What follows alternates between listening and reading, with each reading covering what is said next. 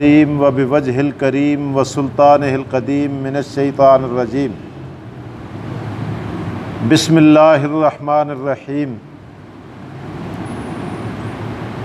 حافظوا علی الصلوات والصلاة الوسطی وقوموا للہ قانتین۔ حافظوا علی الصلوات، حفاظت کرو اپنی نمازوں کی، والصلاة الوسطی، خصوصاً درمیانی نماز کی، وقوموا للہ قانتین، اور کھڑے ہو جاؤ اللہ کے لیے خشوع اور خضوع کے ساتھ۔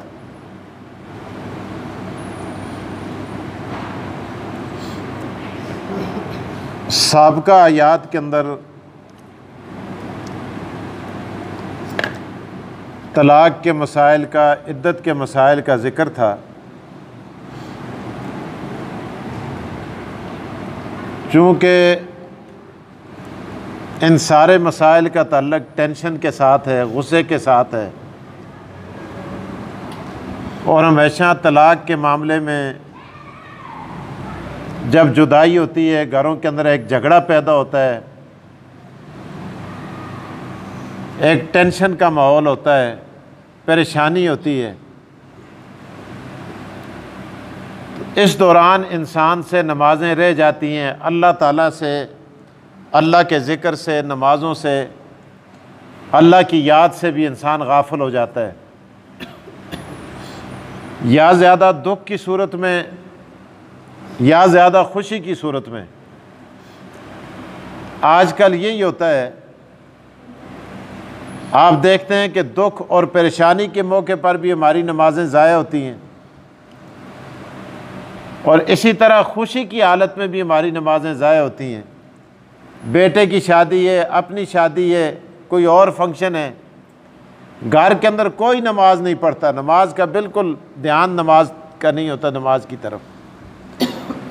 اللہ تعالیٰ نے یہاں ارشاد فرمایا کہ اپنی نمازوں کی حفاظت کرو،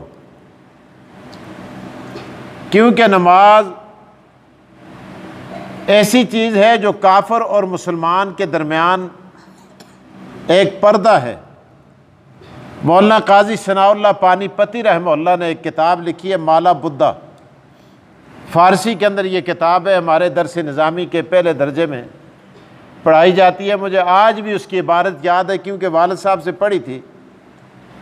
وہاں اس کے خطبے کے اندر لکھا ہوا ہے نماز کے باب میں کہ وصلہ درمیان بندہ و درمیان کافر نماز است، کہ کافر اور مسلمان کے درمیان، بندہ مومن اور کافر کے درمیان فرق کرنے والی چیز نماز ہی ہے۔ نماز سے پہچان ہوتی ہے کہ یہ مسلمان ہے، اور نماز سے ہی پہچان ہوتی ہے نہیں پڑھتا تو یہ کافر ہے۔ تو اس لیے اس چیز کا خیال رکھنا چاہیے کہ نماز کسی حالت میں انسان کی ضائع نہ ہو۔ قرآن کریم کے اندر 1400 مرتبہ اللہ تعالیٰ نے نماز کی ادائیگی کا حکم دیا ہے، اور آپ دیکھیں کہ کسی صورت میں نماز معاف نہیں ہے۔ اگر کوئی آدمی پانی پر قدرت نہیں رکھتا تو شریعت کہتی ہے تیمم کر کے پڑھو، لیکن نماز معاف نہیں کی، تیمم کر کے پڑھنی ہے۔ صحابہ نے عرض بھی کیا، یا رسول اللہ، پانی ہم بہاتے ہیں، جسم پر میل کچیل دور ہوتی ہے، تیمم سے کیا ہوتا ہے؟ وہ تو اور مٹی ہم اپنے اوپر ملتے ہیں، اس کا کیا فلسفہ ہے؟ حضور علیہ السلام نے فرمایا اللہ کے حکم کے مطابق کرتے ہو۔ اللہ تعالیٰ نے حکم دیا نا فَتَيَمَّمُوا صَعِيدًا طَيِّبًا، کہ پاک مٹی کے ساتھ تیمم کرو۔ پانی سے تمہاری ظاہری میل صاف ہوتی ہے، لیکن جب اللہ کے حکم کی بجا آوری پر تم تیمم کرتے ہو، اللہ تعالیٰ تمہاری ہڈیوں کو بھی نجاست سے پاک کر دیتے ہیں۔ اور اللہ تعالیٰ فرشتوں کی محفل میں فخر فرماتے ہیں کہ دیکھو یہ میرا بندہ، میں اگر حکم دیتا ہوں پانی استعمال کر، یہ پانی استعمال کرتا ہے، اور جب میں اس کو کہتا ہوں مٹی استعمال کر، یہ گرد و غبار بھی استعمال کرتا ہے۔ پہلے تو ایک آدمی کہہ سکتا ہے نا جی یہ ستھرائی کے لیے کر رہا ہے، یہ صفائی کے لیے کر رہا ہے، یہ دانتوں کی بدبو دور کرنے کے لیے کر رہا ہے، یہ ناک صاف کرنے کے لیے کر رہا ہے، گلا صاف کرنے کے لیے کر رہا ہے، یہ ساری باتیں پیدا ہو سکتی تھی۔ اللہ نے تیمم کا حکم دے کر بتا دیا کہ دیکھو اب کس کے لیے کر رہے ہیں، اب تو میرا بندہ دیکھو یہ میرے حکم کی تعمیل میں کر رہا ہے نا۔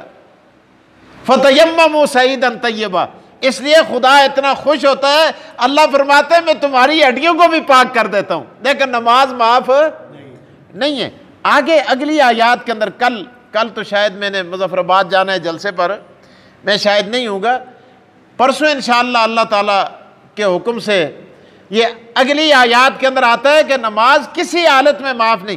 آگے وہ حالات آ رہے ہیں کہ جنگ کی حالت میں بھی نماز معاف نہیں ہے۔ اگر کپڑے نہیں ہیں، آپ اندازہ لگیں، حدیث کے اندر باب موجود ہے، فقہ کی کتابوں میں موجود ہے، کپڑے نہیں ہیں تو ننگا نماز پڑھے، نماز نہیں چھوڑنی، حتیٰ کہ اگر بہت سارے ننگے جمع ہو گئے، ایسی حالت پیش آ سکتی ہے، اگر جمع ہو گئے تو وہ امامت کریں، جماعت بھی نہ چھوڑیں۔ اور پھر فقہاء نے یہ بھی لکھا ہے کہ ننگے جماعت کیسے کرائیں۔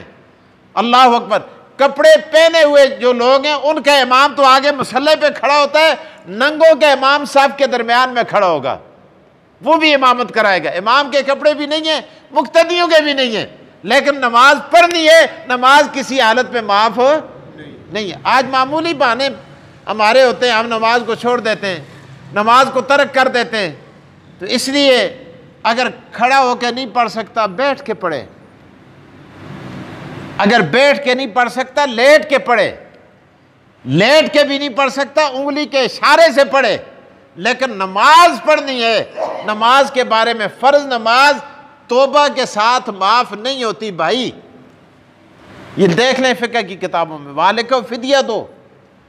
اگر مر گئے کوئی آدمی، اس کی نمازیں رہ گئی ہیں، اس کے ذمہ بقائے، تو وہ ناک رگڑنے سے معاف نہیں ہوتی، ماتھا رگڑنے سے معاف نہیں ہوتی، کیسے یہاں رگڑ کے نہ، جب سے ہم بالغ ہوئے نماز ہم پر فرض ہے، اور کل قیامت کے دن فرض کے بارے میں پوچھو گی، نماز معاف نہیں ہے قطعاً کسی صورت میں۔ اگر آپ مر گئے، نمازیں آپ کے ذمہ بقائے، آپ کی اس وراثت کا مال جو پیچھے رہ گیا ہے اس سے حساب کر کے نمازوں کا فدیہ دیا جائے گا، لیکن کسی حالت میں معاف نہیں ہے۔ تو اسی لیے اللہ تعالیٰ نے یہاں بھی ارشاد فرمایا حافظوا علی الصلوات، نمازوں کی حفاظت کرو۔ ایک ہوتا ہے پڑھنا، ایک ہوتا ہے حفاظت کرنا۔ آدمیوں کو پیسے ہونے نا بٹھو ہوندے جب باعدہ تو بٹھوے کو کتنا سنبھال دے، سنبھال ایک ہوتا ہے ویسے رکھ دینا، ایک ہوتا ہے کسی چیز کی حفاظت کرنا۔ موبائل کی ہم کتنی حفاظت کرتے ہیں، خدا اختر نمازیں دی بھی اسی طرح حفاظت کرو، کہیں تم سے ضائع نہ ہو جائیں۔ حافظوا علی الصلوات والصلاۃ الوسطیٰ، خصوصاً درمیانی نماز جو عصر کی نماز ہے، کیونکہ اس کے ضائع ہونے کا زیادہ خطرہ ہوتا ہے۔ کیوں؟ یہ دن اور رات کے درمیان میں آتی ہے، عصر کی نماز دن اور رات کے درمیان میں آتی ہے، مشغولیت کا وقت ہوتا ہے، اس کی خاص طور پر حفاظت کرنی ہے، کہیں یہ تم سے ضائع نہ ہو جائے۔ اب علماء نے لکھا ہے کہ اس کی طرف زیادہ توجہ کیوں دلائیے، فرمایا یہ اس لیے کہ اس وقت فرشتوں کی ٹرانسفر ہوتی ہے، تبدیلی ہوتی ہے۔ دن کے فرشتے عصر کی نماز جب بندہ پڑھتا ہے تو یہ چلے جاتے ہیں، رات کے فرشتے آ جاتے ہیں سورج غروب ہونے سے پہلے۔ اللہ اکبر، یہ جانے والے جا کے اللہ کو رپورٹ دیتے ہیں، اللہ ہم تیرے بندے کو نماز کی حالت میں چھوڑ کے آئے ہیں۔ اللہ اکبر، خدا بانے دیکھتے ہیں نا اساں کو کسطرے بخشرہ دے۔ اللہ آتے او فرشتوں لکھ لو یہ دو گواہ ہے، اور گواہ بھی فرشتے، کل قیامت کے دن میں دو گواہوں کو گواہ بنا کر میں اپنے اس بندے کو جنت میں داخل کر دوں گا۔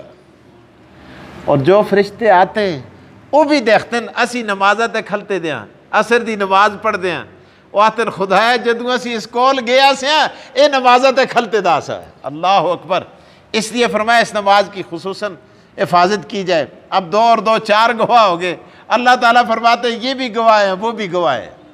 اللہ ان گواہوں کو بھی محفوظ کر کے رکھتے ہیں تاکہ کل قیامت کے دن ہماری بخشش کا سامان بن جائے۔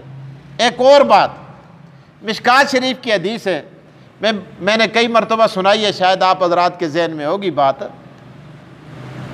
بندہ جب قبر میں رکھا جاتا ہے، بعض دفعہ آپ دیکھتے ہیں ہم اپنے میت رات کو دفنا کے آتے ہیں، بعض دفعہ دن کو دفناتے ہیں، بعض دفعہ صبح دفناتے ہیں، بعض دفعہ زور کو دفناتے ہیں، بعض دفعہ عصر کو. لیکن جب بندہ قبر میں جاتا ہے نا، قبر میں جاتے ہی مبشر اور بشیر دو فرشتے آتے ہیں. منکر نکیر مسلمانوں کے پاس نہیں آتے، یہ کافروں کے پاس جاتے ہیں. یہ اللہ نے مجھے ایک اعزاز بخشا ہے. محدث اعظم، محدث کبیر، اس دور کے ابو حنیفہ مولانا سرفراز خان صاحب صفتر، اللہ ان کی قبر پہ کروڑوں رحمتیں، اربوں رحمتیں اللہ تعالیٰ نازل فرمائے. میرے والد صاحب کے استاذ بہت بڑے عالم دین، لاکھوں نہیں لاکھوں سے بھی زیادہ ان کے شاگرد آج دنیا کے اندر موجود ہیں. مولانا زاہد الراشدی صاحب کے والد، میرے والد صاحب کے استاد، میرے چچاؤں کے استاد، میرے اساتذہ کے استاد، اور میرے استاد مولانا فرید احمد حقانی، اللہ تعالیٰ ان کی عمر دراز فرمائے. ان کے بھی استاد مولانا سرفراز خان صاحب، انہوں نے اپنے درس کے اندر یہ بات کی اور تفسیر کے اندر لکھی ہوئی ہے کہ یہ منکر نکیر یہ کافروں کے پاس جاتے ہیں، مسلمانوں کے پاس نہیں جاتے. تے جلدے بھی کی ہیں، انہوں کو گرز پکڑے دے، انہوں ڈنڈے پکڑے دے، انہوں ہیبتناک شکلیں ہوتی ہے. ہمارے پاس کلمہ گو مسلمانوں کے پاس مبشر بشیر آتے ہیں، اور اس طرح نہیں آتے. گلدستے لے کر آتے ہیں، بشارت لے کر آتے ہیں، خوشخبری لے کر آتے ہیں، اچھے انداز میں آتے ہیں. انشاءاللہ ہم نے کلمہ پڑھے کہ پڑھے پھر لا الہ الا اللہ محمد الرسول اللہ، اشہد ان لا الہ الا اللہ واشہد ان محمدً عبدہ ورسولہ. انشاءاللہ ہمارے پاس مبشر اور بشیر، یہ بشارت دینے والے نام ہی اللہ پاک نے ایسے رکھے ہیں. انشاءاللہ ہمارے پاس یہی آئیں گے. اللہ ہمارا خاتمہ ایمان پر فرمائے. کہہ دے آمین، آمین کہہ دے. میں نے بھی جانا ہے، آپ نے بھی جانا ہے. اللہ ایمان کے ساتھ رخصت فرمائے، اور بشارت لے کر آئیں گے، گلدستے لے کر آئیں گے، خوشبوؤں کے ساتھ آئیں گے، جنت کی ہواؤں کے ساتھ آئیں گے، اور ان کو دیکھتے ہی انسان سب کچھ بھول جائے گا پیچھے کا. اللہ اکبر. ایسے انداز اور ایسے پیار اور محبت کے ساتھ آئیں گے، اور وہاں انسان کی آنکھ کھلے گی.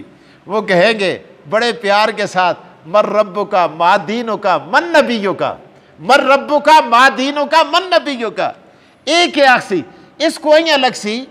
یہ جو رکھا ہوا ہوتا ہے، بعض لوگ مجھے لکھتے ہیں کہ جی آپ کو پوری دنیا سن رہی ہے، آپ اپنی مادری زبان ہے ان کو پہ آ جاتے ہیں، اردو میں بات کریں. یہ کیا کہے گا؟ یہ کہتا ہے، یہ اس کو یوں محسوس ہوگا کہ سورج غروب ہو رہا ہے، اور مشکات شریف کی حدیث ہے، اس کے الفاظ ہیں، اللہ کے رسول ارشاد فرماتے ہیں، یہ کہے گا دعونی لأصلی الصلاۃ، اور میں آپ کو جواب بعد میں دیتا ہوں، اور سورج غروب ہونے والا ہے، یہ صلاۃ وسطیٰ عصر کی نماز میری ضائع ہو رہی ہے، مجھے چھوڑو تاکہ میں نماز ادا کر لوں. جب یہ بات کرے گا، وہ آپس میں دیکھ کے ہنس پڑیں گے، ایک دوسرے سے کہ کیا کرے، چھوڑ دیں اس کو، چھوڑ دیں، اس کو پڑھے پہ ہے، دعا سی پڑھے. انہوں بچ بھی ایک امیر ایک معمور ہے نا، امیر صاحب آسن پڑھنا دے یار. یہ جب نماز شروع کرے گا نا، اللہ اکبر، 4 رکعت کا سلام پھیرے گا، میدان محشر قائم ہوگا. اس کے لیے کیا عالم برزخ ہے، قبر کی کیا زندگی ہے. اس کو یوں محسوس ہوگا کہ میں نے ابھی 4 رکعت ادا کی ہیں. اس لیے فرمایا حافظوا علی الصلوات والصلاۃ الوسطیٰ، اور ساری نمازوں کی حفاظت ضروری ہے، لیکن فرمایا یہ درمیانی نماز جو ہے عصر کی نماز، اس کی خصوصی طور پر حفاظت کرو. اور آگے فرمایا وَقُومُوا لِلَّهِ قَانِتِينَ، اور اللہ کی بارگاہ کے اندر خشوع اور خضوع کے ساتھ کھڑے رہو. یہ انشاءاللہ آئندہ درس میں. وآخر الدعوانا ان الحمد للہ رب العالمین.